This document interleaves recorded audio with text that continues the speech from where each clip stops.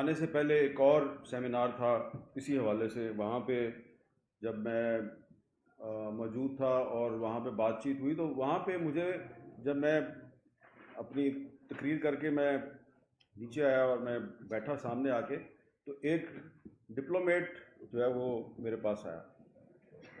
تو میں نے کیونکہ اپنی تقریر میں ارشد شریف شہید کا ذکر کیا تھا، تو اس نے مجھے کہا کہ میں آپ سے کچھ بات کرنا چاہتا ہوں.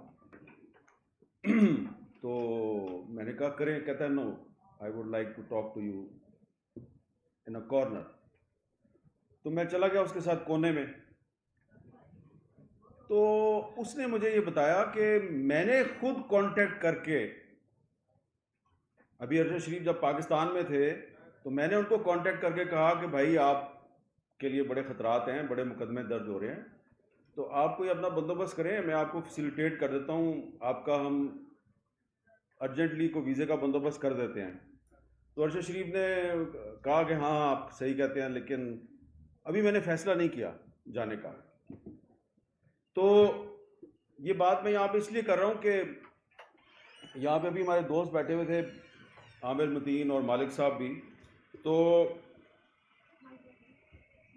انہوں نے بھی، وہاں پہ میں بھی موجود تھا، انہوں نے بھی اس کو مشورہ دیا تھا، کاشف باسی نے بھی مشورہ دیا تھا کہ آپ اپنے ویزے وغیرہ لگوا لیں. لیکن اس نے کہا کہ نہیں، میں نے پاکستان سے نہیں جانا، میں ادھر ہی لڑوں گا. لیکن پھر حالات اس طرح کے بنائے گئے کہ ارشد شریف فار دا ٹائم بینگ کچھ عرصے کے لیے اس کو کہا گیا کہ آپ منظر سے ہٹ جائیں. تو ابھی جو ادھر شروع میں جو بات ہوئی تھی نا کہ جی وہ کچھ لوگوں نے اس کی ٹرولنگ کی تھی، تو تھوڑے دن کے لیے تو بہت سے لوگ جاتے ہیں. ہم اس چیز کے عینی شاہد ہیں کہ وہ کچھ عرصے کے لیے بہت شدید اصرار پہ تھوڑے عرصے کے لیے، کچھ دن کے لیے اس کو کہا گیا تھا کہ آپ منظر سے ہٹ جائیں. اور ابھی یہ 1.5-2 گھنٹے پہلے ایک ڈپلومیٹ جو ہیں، ویسٹرن ڈپلومیٹ، وہ بھی مجھے یہی بتا رہے تھے. تو میں نے اس کو کہا کہ ہاں آپ صحیح کہتے ہیں، ہمارے ساتھ بھی اس کی یہی بات ہوئی تھی، وہ پاکستان سے نہیں جانا چاہ رہا تھا، لیکن پھر اس کو کہا گیا کہ حکمت کا مظاہرہ کرو، تھوڑے دن کے لیے چلے جاؤ. تو یہاں پہ بڑی بات ہوئی ہے جی، میں زیادہ لمبی بات نہیں کروں گا. ادھر ایک حکمت عملی بنانے کی بات ہوئی ہے کہ اسٹریٹجی کیسے بنائی جائے کہ ارشد شریف کو انصاف کیسے دیا جائے. یہاں پہ عمران ریاض صاحب جو ہیں انہوں نے بالکل صحیح کہا کہ سیاستدان جو ہیں وہ تو اس قابل نہیں ہیں کہ وہ صحافیوں کی زندگی کے لیے خطرات بنے، لیکن وہ کبھی کبھی سہولت کار بن جاتے ہیں. تو سیاستدان جو ہے اس میں واقعی جرت تو نہیں ہوتی، لیکن وہ اپنی کمزوری اور بزدلی کی وجہ سے سہولت کار ضرور بن جاتا ہے. تو اس کو سہولت کار نہیں بننا چاہیے. ہمارے یہاں پہ ایک دوست نے بھی بات کی، سلیم صابی صاحب نے، کہ انہوں نے بہت سے نام لیے، بہت سے صحافیوں کے نام لیے کہ اگر ان کے مقدمہ قتل یا ان کی شہادت کی تحقیقات کی جاتی، اس میں ہم اگر اپنی اتحاد کا مظاہرہ کرتے تو شاید ارشد شریف کو بھی شہید نہ کیا جاتا. اس حوالے سے بھی میں آپ کو ایک چیز بتانا چاہتا ہوں. جب 2016-17 میں ارشد شریف شہید نے اسلام آباد ہائی کورٹ میں ایک پٹیشن دائر کی، اور ان کے وکیل تھے شبیر صاحب، شاید ان کا نام تھا. تو انہوں نے ایک پٹیشن دائر کی کہ جی جو حامد میر پہ جو اٹیک ہوا تھا تو اس کی جو انکوائری رپورٹ ہے وہ پیش کی جائے. اچھا، اب میں نے جب وہ اخبار میں خبر پڑھی تو عامر متین کے گھر میں ارشد شریف کو ملا. میں نے اس کو کہا یار آپ نے پٹیشن دائر کیا؟ کہتے ہیں ہاں جی کی ہے. تو اب میں نے اس کو پوچھا یار خیریت ہے، آپ نے کیوں پٹیشن دائر؟ اس نے کہا جی کسی بھی کمیشن کا پتہ ہی نہیں چلتا، رپورٹ ہی نہیں آتی، تو کم از کم ایک یہ کمیشن ہے، اس میں سپریم کورٹ کا چیف جسٹس جو ہے وہ اس کو ہیڈ کر رہا تھا، اس کی سربراہی کر رہا تھا اس کمیشن کی، تو یہ رپورٹ تو آنی چاہیے نا. میں نے کہا چلو ٹھیک ہے. اب میں نے اس وقت سوچا، معذرت سے یہاں پہ ہمارے پی ایف یو جی کی لیڈرشپ بھی موجود ہے، میں نے سوچا یار یہ کام تو پی ایف یو جی کو کرنا چاہیے تھا، یہ ارشد شریف کر رہا ہے. لیکن شکر ہے کہ آج ارشد شریف کے معاملے پہ پی ایف یو جے خاموش نہیں ہے. اور ایک بات میں آپ کو میں اس میں بہت کلیئر ہوں، بڑی میں کلیئرٹی کے ساتھ آپ کو بتا رہا ہوں. آپ جتنی مرضی یونٹی کا مظاہرہ کر لیں، آپ UN کو خط لکھ دیں, آپ جا کے حکومت وقت کے ساتھ سارے اکٹھے ہو کے چلے جائیں, جتنا مرضی پریشر ڈال لیں, بات وہی ہے, 100 باتوں کی ایک ہی بات ہے بھائی, ابھی تک FIR درج نہیں ہوئی تو بات آگے کیسے بڑھے گی؟ تو کیا ہمارے پاس کوئی ایسا راستہ ہے کہ FIR بھی درج نہیں ہو رہی اور سپریم کورٹ کا چیف جسٹس جو ہے وہ بھی ایک از خود نوٹس لے کے اور اب صرف خانہ پوری کر رہا ہے, اور جو حال ہے اس وقت عدالتوں کا وہ بھی آپ کے سامنے ہے, اور جن پر شک کیا جاتا ہے, ارشد شریف شہید کی والدہ نے جن لوگوں کو نامینیٹ کیا ہے ان کا بھی آپ کو پتہ ہے, تو کیا ہمیں انصاف مل سکتا ہے؟ ایک سوال ہے. بہت سے لوگ یہ کہیں گے کہ انصاف نہیں مل سکتا. میں یہ سمجھتا ہوں کہ آپ کو انصاف مل سکتا ہے. کبھی کبھی ایسا بھی ہوتا ہے کہ انصاف جو ہے وہ آپ کو ہائی کورٹ یا سپریم کورٹ سے نہیں ملتا, آپ تاریخ سے انصاف طلب کر لیتے ہیں, اور تاریخ سے انصاف طلب کرنا آپ کا حق ہے, اور جب آپ کو حق نہ ملے تو پھر حق کو چھین لینا چاہیے. اب آپ سوچیں گے کہ یہ ہم انصاف کیسے چھینیں؟ انصاف چھیننے کے دنیا میں بہت سے جائز قانونی طریقے موجود ہیں.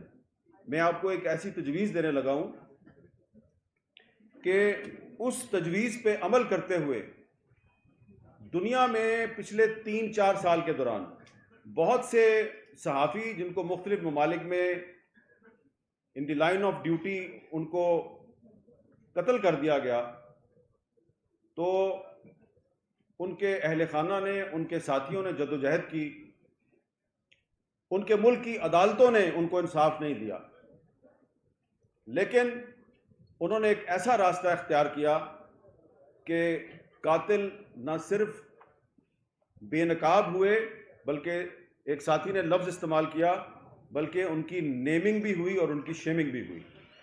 تو اگر یہ طریقہ کار جو ہے وہ افضل بٹ صاحب نے سعودی عرب کے صحافی عدنان خاشقجی کا ذکر کیا, جمال خاشقجی کا, تو جس طریقے سے آپ کو پتہ ہے کہ جمال خاشقجی جو ہے اس کا مقدمہ کدھر چل رہا ہے؟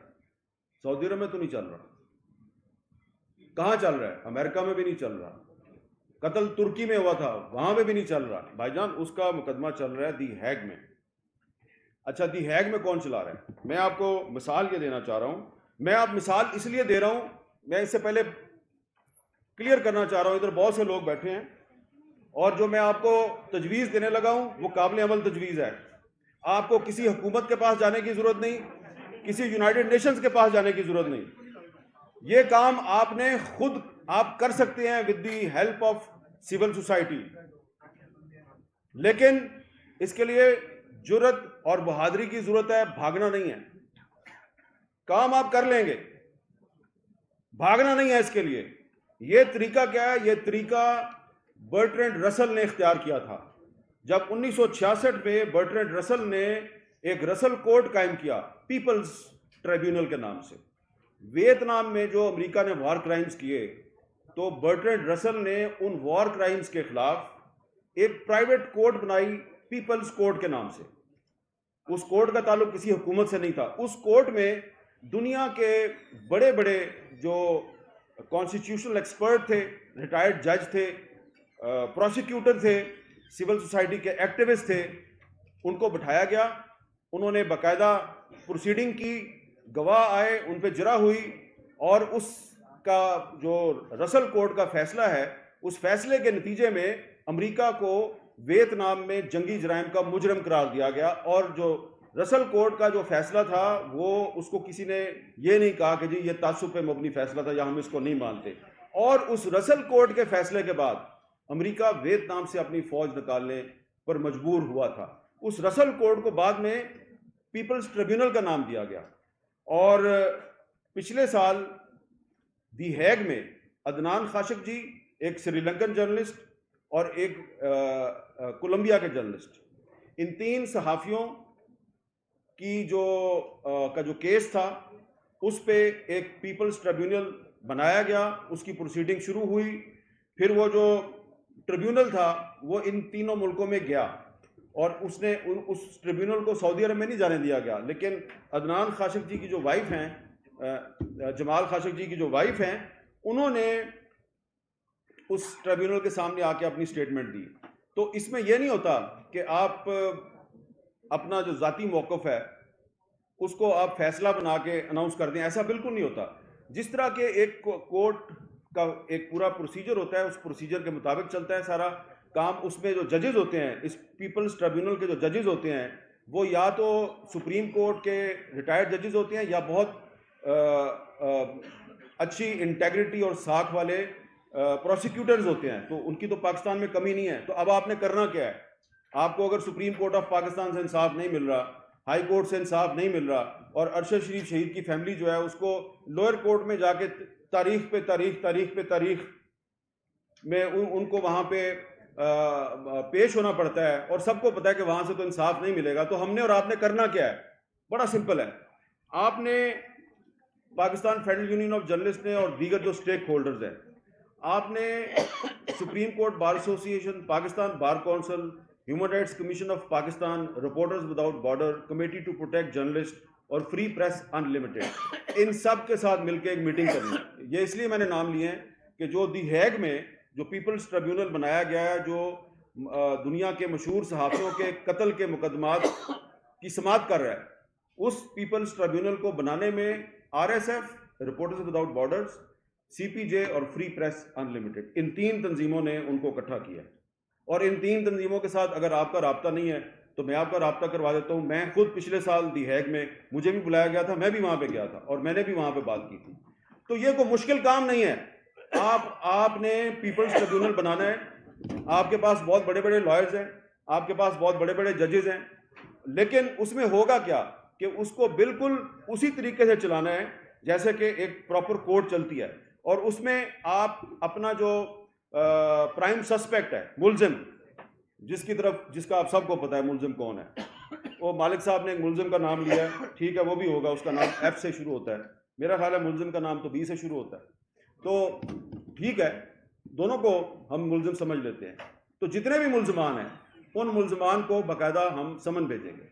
پیپلز ٹریبیونل کی طرف سے ان کو خط لکھا جائے گا کہ اتنے فلاں دن اتنے بجے فلاں جگہ پہ ہماری سماعت ہوگی، ہماری پروسیڈنگ ہوگی، آپ آئیں اور اپنا موقف دیں. اگر وہ نہیں آتے تو اپنا وکیل بھیج دیں. اگر وکیل نہیں آتا اس کا مطلب ہے گلٹی. تو جس طرح جو رسل کورٹ کا فیصلہ تھا، جو پیپلز ٹریبیونل تھا، اس کے فیصلے کی بنیاد پہ امریکہ جیسی ایک سپر پاور ویتنام سے اپنی فوج نکالنے پہ مجبور ہوئی تھی. تو میں سمجھتا ہوں کہ اگر آپ پاکستان میں پیپلز ٹریبیونل بنا دیں اور ارشد شریف شہید کا جو کیس ہے اس کو پراپر طریقے سے وہاں پہ آپ چلائیں، تو اس کے بعد نہ صرف ارشد شریف کو انصاف ملے گا بلکہ اس کے بعد سلیم شہزاد کو بھی انصاف ملے گا، موسیٰ خان خیل کو بھی انصاف ملے گا، اور حیات اللہ خان سمیت ان 160 میڈیا ورکرز کو بھی انصاف ملے گا کہ جن کو آج تک انصاف نہیں ملا، جس کا ذکر افضل بٹ صاحب یہاں بار بار کر رہے تھے. تو یہ کوئی مشکل کام نہیں ہے. اس کے لیے کسی حکومت کے پاس جانے کی ضرورت نہیں ہے، کسی یونائٹڈ نیشنز کے پاس جانے کی ضرورت نہیں ہے. یہ کام آپ کر سکتے ہیں. ہم حاضر ہیں آپ کا یہ کام کرنے کے لیے، لیکن اس کے لیے آپ کو صرف تھوڑی سی جرأت اور تھوڑی سی بہادری کی ضرورت ہے. بہت بہت شکریہ.